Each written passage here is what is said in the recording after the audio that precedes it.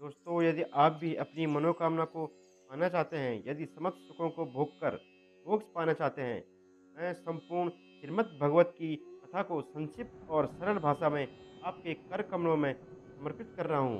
आशा ही नहीं, बल्कि पूर्ण विश्वास है कि इसे पढ़ने और सुनने के बाद आप अवश्य लाभान्वित होंगे। परंतु पढ़ने के बाद आप अपना विचार लिखना मैं न भूलें। मैं आपके सभी प्रश्नों का उत्तर दिए जा रहा हूँ और ये कहानी श्रीमद् भगवद गीता सुख सागर से ली हुई है। जय श्री कृष्ण। पूर्व समय में हरि चर्चा करने के लिए नैमिषारण्य तीर्थ में 18,000 ऋषियों का समागम हुआ।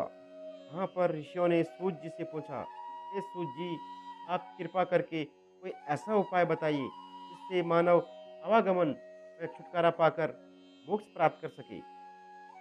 सूत जी बोले, हे ऋषियों, कलयुग में मानव अर्थात समस्त जीवों के उद्धार के लिए श्रीमद् भागवत की कथा ही पठन और मनन करना एकमात्र मोक्ष का उपाय है। इसे ध्यान से सुनिए।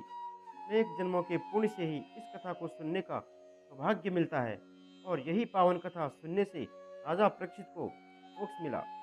एक बार महर्षि सुखदेव जी राजा परीक्षित को यह कथा सुनाना चाहते थे कि तभी देवताओं ने अमृत कलश हाथ में लिए वे आकर कहा कि हे मुनिश्रेष्ठ, आप इस अमृत कलश के समस्त अमृत पिलाकर महाराजा परीक्षित को अमर कर दीजिए और उसके बदले में श्रीमद् भागवत की कथा हम लोगों को सुनाइए। देवताओं के वचन सुनकर सुखदेव जी कहने लगे, हे देवताओं, आपका अमृत कांच के समान है और श्रीमद् भगवत कथा मणि के समान है। यह कथा देवताओं को भी दुर्लभ है, क्योंकि इसके 7 दिन श्रवण करने से ही मोक्ष की प्राप्ति हो जाती है। तो राजा परीक्षित पटी व्यास इसी कथा रूपी अमृत से पूजेगी। देवताओं ने बहुत उससे विनय किया, किंतु सुखदेव जी अटल हो गई। यह कथा मैं राजा परीक्षित को ही सुनाऊंगा। जब संपूर्ण कथा राजा परीक्षित सुन लिए तो उन्हें मोक्ष पाते देख ब्रह्मा जी आश्चर्य हुआ। उन्होंने राजू के एक पलड़े में श्रीमद् भगवत कथा तथा दूसरे में दान व्रत आदि रखे। भागवत वाला पलड़ा भारी था, जिससे वहां उपस्थित समस्त ऋषियों को महान आश्चर्य हुआ। सूत जी ने कहा, हे ऋषियों, एक बार ब्रह्मा जी के पुत्र सनक, सनंद, सनातन और सनत कुमार ज्ञान की खोज में बद्रिका आश्रम आए तो वहां पर नारद जी को बहुत उदास देखकर पूछने लगे, हे ऋषिवर, आपको क्या हो गया है? आप इस प्रकार उदास क्यों बैठे हो? यह सुनकर नारद जी कहने लगे, हे महात्मन, हे ऋषियों, मैं मृत्यु लोक का विचरण करके आ रहा हूँ, जहाँ पर सभी जगह अज्ञान और अधर्म का बोलबाला है। घरों में लोग स्त्री की गलत आज्ञा पर चलते हैं और लोभ में आकर मानव अपनी कन्याओं को नीच जाति के हाथों में बेच रहे हैं। ब्राह्मण, क्षत्रिय, वैश्य, शूद्र सभी अपने कर्मों से हीन हो गए हैं। धर्मी बढ़ रहे हैं और धर्मचारी दुखी हो रहे हैं। जब मैं भ्रमण करता हुआ वृंदावन के यमुना तट पहुंचा तो देखा कि वहां एक सुंदर स्त्री बहुत उदास बैठी है। उसके पास 2 पुरुष बेहोश अवस्था में पड़े हैं और बहुत सी स्त्रियां उन तीनों को घेर कर बैठी हुई है। मैंने उन लोगों को दुखी जानकर उनके पास जाकर पूछा कि हे देवियां, आपकी उदासी का क्या कारण है? इतना सुनते ही वह शोकाकुल नारी बोल उठी, हे महात्मन, वह बेहोश पड़े हुए मेरे दोनों बेटे हैं। इसमें से एक का नाम ज्ञान है और दूसरे का वैराग्य, तथा मैं अभागन इन दोनों की माता भक्ति हूँ। ये जो स्त्रियां चारों ओर बैठी है, ये सभी पावन नदियाँ गंगा यमुना आदि हैं, जो मेरी सेवा करने हेतु मेरे साथ रहती है। मेरा दुख यही है मुनिवर, मैं द्रविड़ देश में पैदा हुई हूँ और कर्नाटक में युवती हुई हूँ और गुजरात में आकर मैं वृद्धा हो गई हूँ। किंतु आश्चर्य की बात यह है कि वृंदावन यमुना तट पर आते ही मैं पुनः युवती हो गई हूँ और मेरे पुत्र युवा ना होकर वृद्ध हो गए हैं। दोस्तों, अगर प्रसंग अच्छा लग रहा हो तो चैनल को सब्सक्राइब, लाइक अवश्य कीजिए और कमेंट में जय श्री कृष्णा अवश्य लिखें। अब माता भक्ति कहती है, इससे भी ज़्यादा दुख का कारण यह है ईश्वर, यहाँ पहुँचते ही दोनों बेहोश हो गए हैं। इससे मैं अत्यंत दुखी हूँ।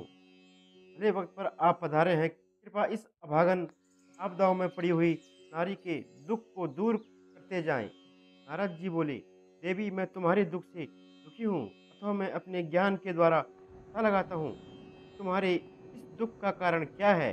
देवर्षि ने आंखें बंद कर ली और कहने लगे, इस समय कलयुग के प्रभाव से जप तप तथा सर्वधर्म कर्म नष्ट हो गए हैं और पाप आदि बढ़ गए हैं। इसलिए आपके दोनों पुत्र दुखी होकर बेहोश पड़े हैं। इस वृंदावन में कृष्ण भक्ति सदा आत्मविभोर होकर नाचती है। इसलिए तुम युवती हो गई हो। हे देवी, अब इस धरती पर ज्ञान एवं वैराग्य को चाहने वाला कोई नहीं है। इसलिए तुम्हारे पुत्र युवा न होकर वृद्ध हो गए हैं और बेहोश पड़े हैं।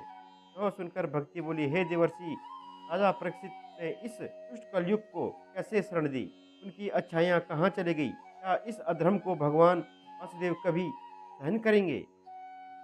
अब नारद जी भक्ति से बोले, हे देवी, आपको पता होना चाहिए कि भगवान श्री कृष्ण के गोकुल चले जाने पर कलयुग प्रारंभ हो गया था। अभी भक्ति बोल पड़ी, राजा परीक्षित तो बलवान थे, उन्हें इस दुष्ट कलयुग का संहार क्यों नहीं किया? गाय समान पृथ्वी और वृक्ष रूपी धर्म को कलयुग मारता हुआ आ रहा था। तो उसे देखकर क्रोधित हो राजा परीक्षित की शरण में आ गया। शरणागत को मारना पाप समझकर राजा ने उसे नहीं मारा।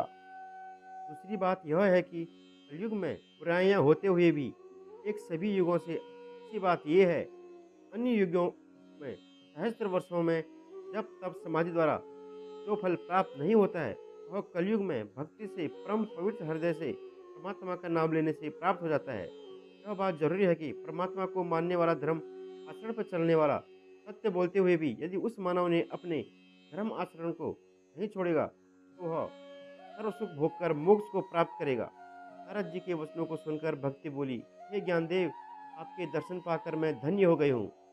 अब आप मेरे पुत्रों को स्वस्थ करने की कृपा कीजिए। मैं आपको बारंबार नमस्कार करती हूँ।